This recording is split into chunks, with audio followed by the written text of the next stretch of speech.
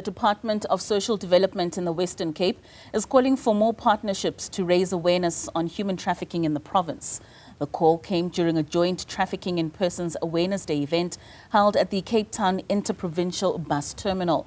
Today marks World Day Against Trafficking in Persons. I'm now joined by the Western Cape MEC for Social Development, Jaco Londt, for this discussion. MEC, thank you so much for your time and for joining us. Now, as the Social Development Department, can you just provide us with an overview of the current situation regarding human trafficking specific to your province, including the prevalence and the trends that are associated with this form of exploitation? Well, firstly, thank you so much for having me on. And the sad reality is that 99% of victims in trafficking will not be identified unless someone sees something and reports it. And this is also why I want to thank the partners in the media like yourself that is making sure the message gets out, because we need to make sure that more and more people are aware that there's still 50 million people across the world that's being trafficked. But if we get closer to South Africa, the two biggest provinces where the province of origin of trafficking cases is the Western Cape and Gauteng, and that's also the two most economically active provinces. And one of the biggest factors in why people are being trafficked, the recruitment methods, is 47.6% of people are given false job promises. And that's a scary statistic. And I mean, that also speaks to our economic climate in the country, that if we can get our economy growing, we can also start mitigating this risk. A thing that hit me yesterday like a ton of bricks when our NPO that's driving this 821 flagged it, is that almost 16.7% of people that get caught up in human trafficking in South Africa, the victims, are sold by the family members. So it really is something that we should be vigilant about year-round. And days like this are great in raising the awareness, but we also need to make sure that we have that awareness throughout the year. These are very alarming statistics, MEC. I mean, you're saying they're being sold by family members. Who are they selling them to? Who are we finding are the ones that are running these rings in terms of trafficking people? So there's a whole range of factors that's at play. I mean, if we see where a lot of the victims end up, I think it's almost 50%, and I can quickly just find that for you. So 52% ends up in sex trafficking. Then there's child and online sexual exploitation, that's 1.3%. There's forced marriages, 1.3%.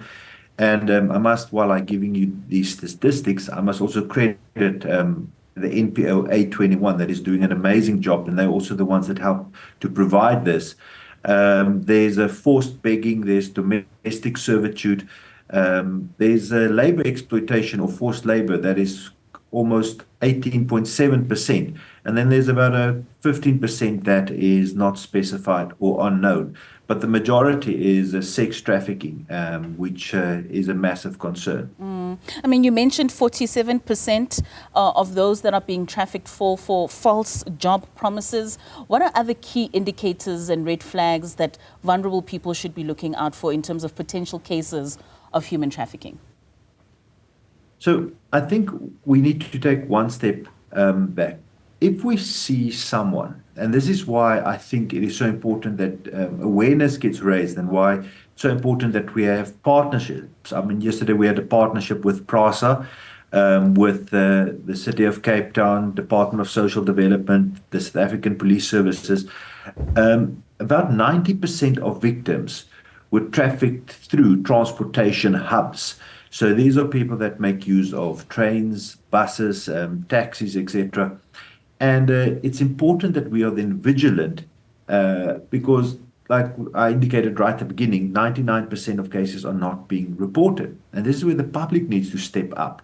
And it's a simple number. It's a 0800 222 777 number. And if you see somebody that you think might be a victim of trafficking, it's important to flag it, because last year, 50%, 54.6% of the reports made to this hotline was done by the general public. 7.5% by law enforcement agents. The potential victim itself was about 4.6%. And that's why if we can get the public, everybody to step up and get more awareness amongst ourselves of the prevalence of this, then hopefully we will be more aware of potential victims, report that, and then we can get them out of the system that they are caught in. I mean, speaking of empowering communities and recognizing and reporting so that people are found in instances like this and we avoid the exploitation, what's the recovery rate in the Western Cape in terms of victims being found?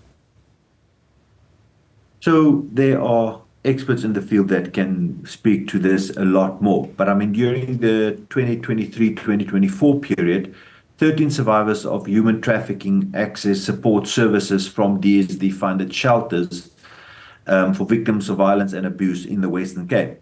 Now, 13 is a very small number if we realize what the scale is of this.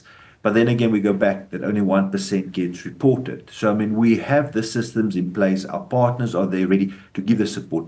But we need to step up from our side. We need to make sure that, and I actually asked Katie Madrao, who's heading up A21 yesterday, I would like to find out what is the reported cases on awareness days like this, and maybe the weeks following a day like today.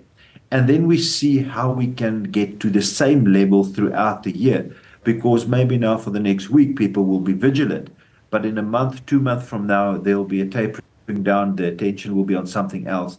And I've actually reached out to my colleague in the Department of Mobility, but we also put the challenge to PRASA to make sure that we have the posters, the awareness campaigns up in vehicles and trains, in the transportation hubs, so that there is a constant awareness, so that if you see somebody that you suspect might be a victim or a victim themselves, see the number. It's an easy number to remember. It's 0800 222 777. Make sure we report it.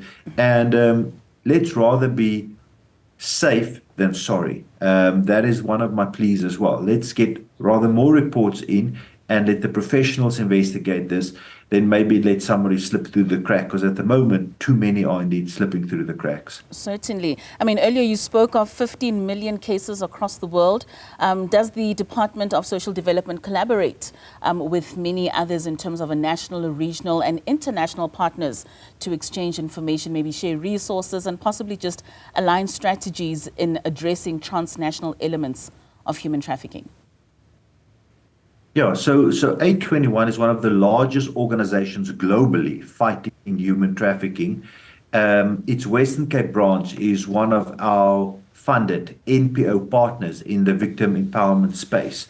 So we in the department rely a lot on these partnerships. And I had an interesting conversation with one of their workers, asking them how easy it is for them to get across the entire Western Cape, so that we make sure we at least cover the Western Cape well, and then they also have their footwork and their network, their foothold and their network across the rest of the country. But I must also give credit to the law enforcement agencies. They are working really well. The NPA, South African Police Service, like I mentioned, the City of Cape Town, and even the people working at PRASA. I mean, they are when the trains come in, the workers there are the first that should be able to pick up, is there something that is not right? If there's something that is not, that seems out of the ordinary, and make sure we report it and then let the professionals step in. MEC, we certainly do hope that more awareness will happen with around to trafficking. I mean, alarming numbers, 99%